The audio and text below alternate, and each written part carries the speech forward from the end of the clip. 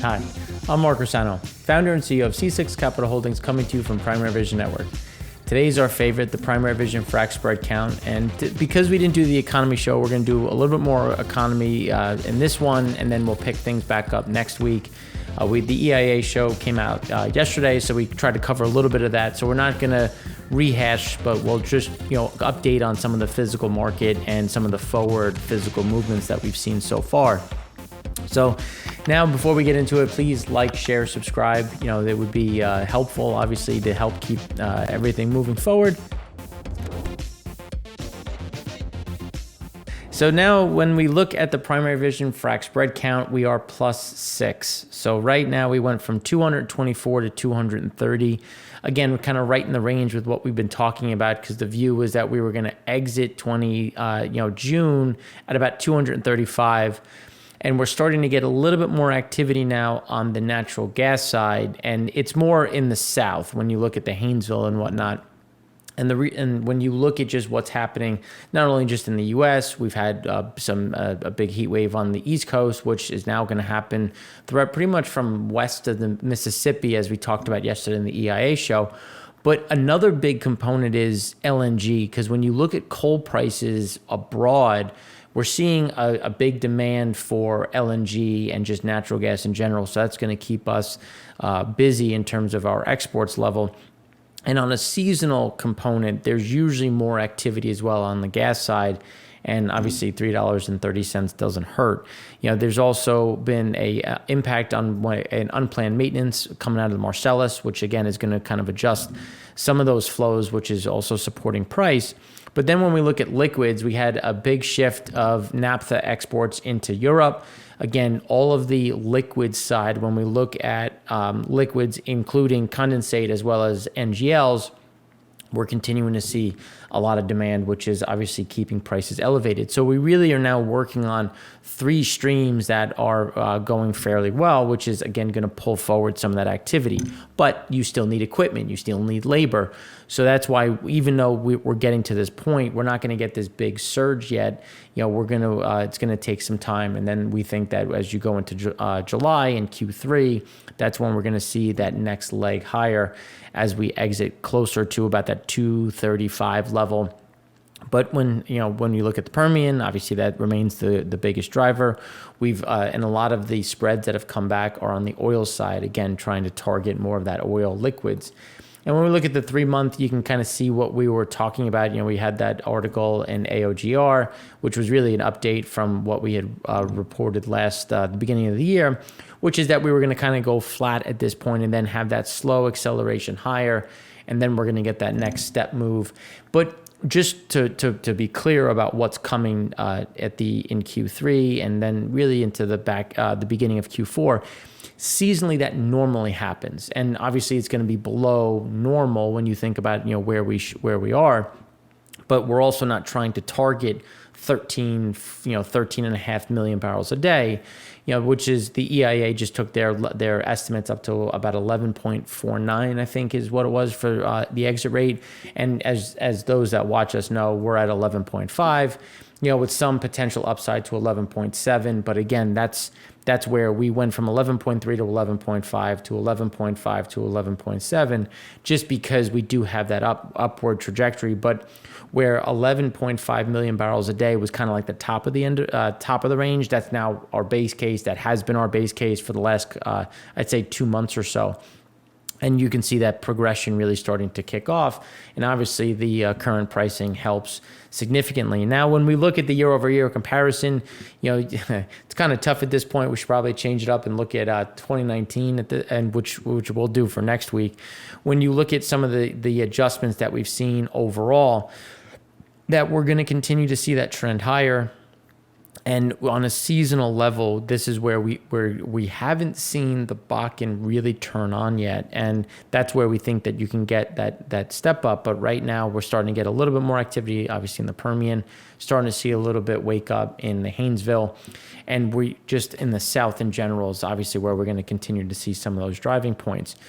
Now, looking at some of the data that has come out for the loading side, now Libya has put out their loading schedule. It's a little bit below what the expectations were, and for those that had been following, they had a leak in a pipe. They had to shut down that pipe in order to fix it. That will come back by the end, really over the next week or two. But this is just that cautious side, and they hadn't seen the demand, so there was already expected to be a little bit lower. But given that this is something that will reverse into in July, Angola launches their loading schedule next week. And the concern with that, as we were saying before, they still have about 12 cargoes remaining in July, and they're already starting to post August. Now, we've seen some tenders come through for Nigerian crude, which was, even though we did see, I think it was 5 that posted this morning, they're still right at this point, just to give you an idea of where things sit. We have 12 Angolan, and then more than half of the 49 cargoes are unsold, and that includes what is already crossed on those tenders. So there's still half of Nigeria still to sell in July, which is, again, creating some of these issues. Now, when you look at WTI versus Dubai, WTI versus LLS versus Brent, that's where we continue to see some of those headwinds on U.S. crude, but it was a nice component that came off, just talking about how the condensate is picking up, or that the very lighter end side, which will help support some of those exports. Instead of them going to Asia, they're going to be redirected into Europe.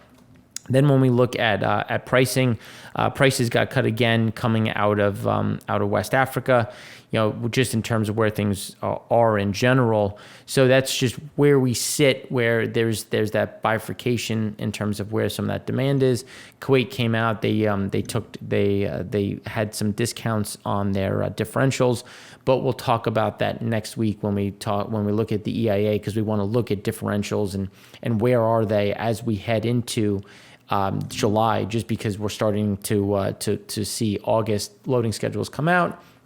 And again, we talk about the spot market, but we also talk about not only the spot market, but also the forward physical market and then the futures market.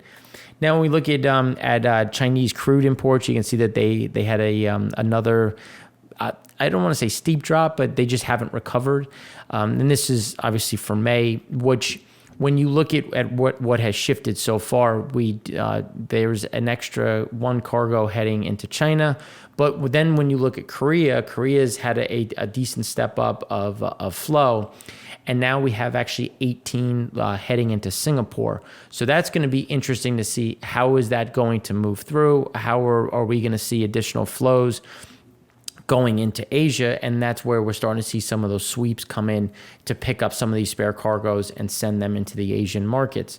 Then when we look at OPEC crude production, so this is using secondary sources. So the first of the primary sources, it's the big one that we want to look at is when we look at Iraq, because Iraq is reporting about 3.85, and they're coming in here on the secondary sources at about almost 4 million.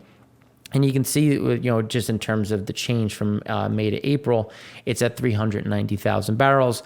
Now, this doesn't include Russia. This doesn't include the non-OPEC. This is just looking at that OPEC growth. And a lot of these, some of the drops were in Nigeria, but then also in Angola. So those were the 2 biggest drops. And the reason why they had that drop was they're just not seeing the demand on that side of the equation. So that's where you're seeing some of that kick through, slowing some of the production, pulling back, because they do have those deferrals that they've been sitting on since April, and they still have now got kicked out of June into July. But then on the demand side, they took down Q1 again. They took it down by another 360,000 barrels a day, and then they picked up what they see for Q2, so that rounded it up to 470,000, and then things remain fairly unchanged as we go into Q4, getting very close to what was pre-pandemic levels of 99.74 million barrels a day. Now, when we look at what the expectations are when we turn to 2021 in terms of just general activity, Europe, you can see that they had that steady increase in general.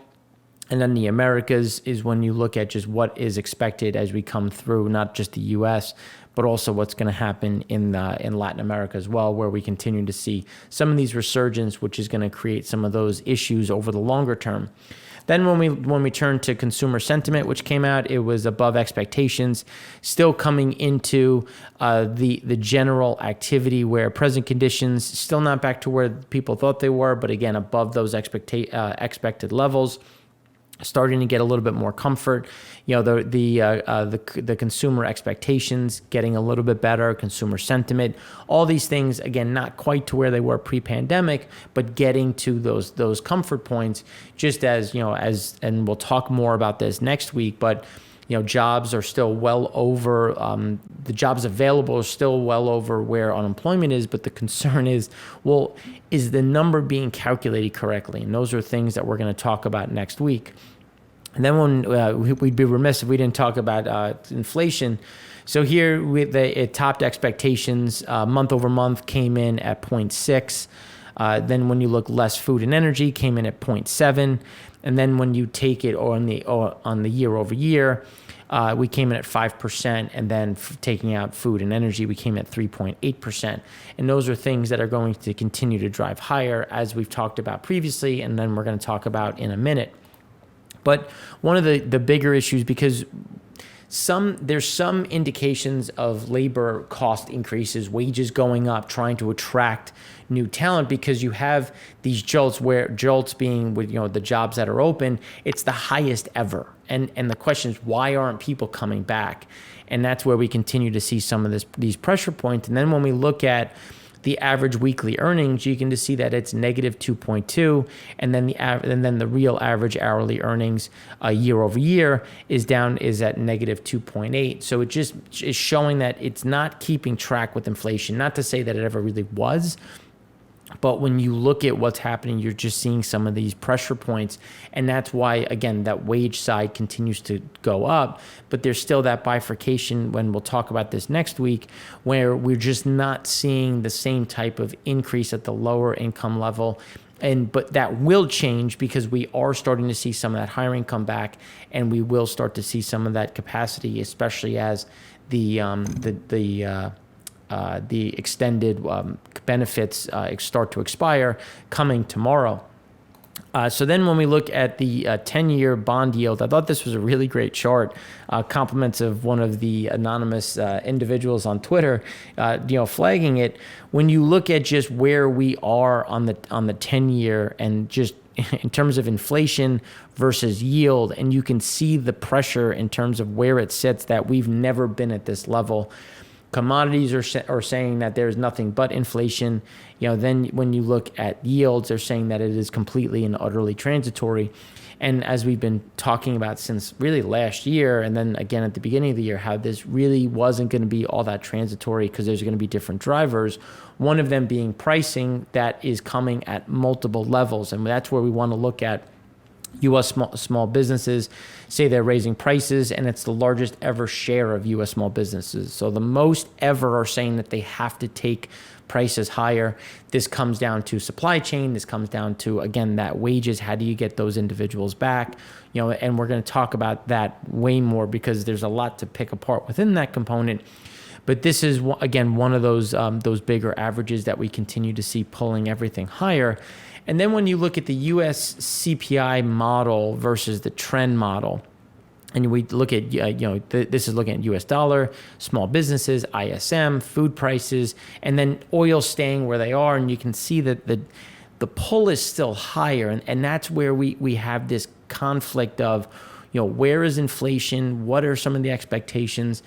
And one of the big expectations was it's still not above pre-COVID trends, and now that has shifted. So now when you look at actual core CPI versus the trend, we are now back above that trend. And remember that when you look at CPI, we have yet to even see some of that movement through. So we're still going to have that housing bump. We're still going to have some of that lift. But there's also other things that have to be considered, and one of those big ones is obviously food, which is going to continue to be a big driver of that. But before we go into food, we have to look at China. Okay, what is happening in China? And here you can see that the producer price index, the purchaser price index, missed all estimates way up to the upside. But we're not seeing it come down into consumer goods and durable goods in PPI within that structure. And that they're still trying the PBOC and the CCP are still trying to buffer some of that cost by subsidizing doing some of these components, which is why they're focused so aggressively on bringing some of those commodities under control, cutting some of those credit impulses, which they've effectively done in some areas. We'll talk about that more in segment 5 of the Econ Show, which we've already started to assemble. But you can just see where the drive is and how that's going to continue to pull things higher, especially because they're going to have to push some of these prices through to the consumer, because at this point you can see that on the China's inflation gap between factories and consumers, it's the widest since 1993. So that's where you're going to have to see that push down, because there's only so much they can do. Provinces are running light on cash, struggling to maintain, even their basic salaries and benefits for the locals. And then the other key thing is retail sales continue to miss estimates, even with a lot of stimulus, a lot of sales, a lot of discounts being pushed through. So not only is China struggling in terms of the recovery side on their buying, which we've seen play out in demand for products, demand for refined products, crude, but also on the consumer level, just in terms of what they're buying. And it really is coming back to food. And this is one of those big drivers. We've talked about it endlessly. But now when we look at the tight supply expected, when we look at stocks to use ratio, and this is just looking at corn. So the stock that's going to be used ratio is at a 25-year low.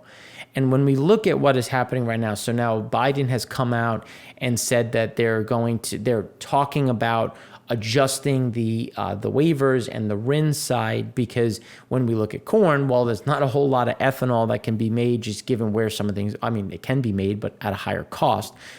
And they're trying to address the high gasoline prices. And one of the easier ways they could try to do that is going after RIN pricing, biofuel pricing, and trying to adjust some of that to take some of the wind out of these price increases.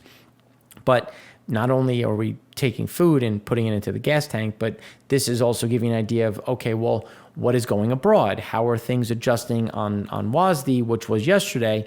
Here you can see just where we sit on the USDA, the survey prior. So you can see the ending stocks for corn has gotten worse. Soybeans, fairly in line versus what the survey was. Wheat a little bit below. But then the world ending stocks is where we continue to see some of these issues, because when you look at corn, it's slightly in line. Everything is fairly in place, but now let's look and go forward, because we have corn that has been revised down within the U.S. We have an increase in exports into China, and then heavy rains in the lower Mississippi Valley, which was hit with about 10 inches of rain, impacted about 1% of corn, 2% of wheat, SRW wheat, 4% of U.S. soybeans, 7% of cotton, and 1/4 of our U.S. rice. And it's just important because the floods really hit the field. So the question is going to be, is there going to be any rot? Were any of the roots damaged? These are going to be some of those important pieces when we look at how yields could have been impacted.